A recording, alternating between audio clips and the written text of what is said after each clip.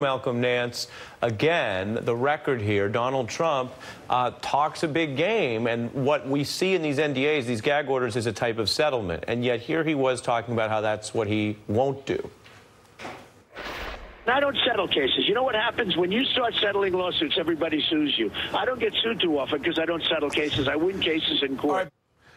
Malcolm, put that in a national security context for us. When he does settle, and he appears in this instance, if you believe the lawyer we just heard from, and not Michael Cohen, that it wasn't going rogue, that he settled in order to try to keep information private. Well, let's put that in common parlance. He settles to cover up past malfeasance.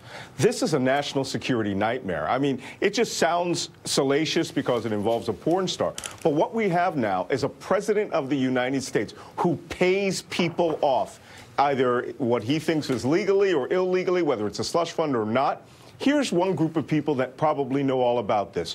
The Kremlin. They know everything about it because this is a man who went to Russia in 2013 and held the Miss Universe pageant with an unsecured telephone.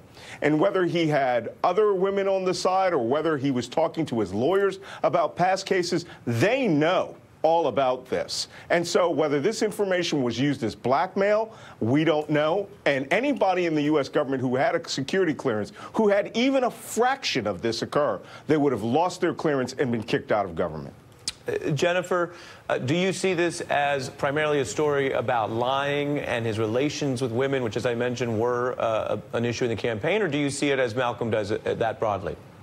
I see it really in both senses. Gross story of him paying off individual women, behaving in ways that would have gotten him perhaps short of the presidency had they been known.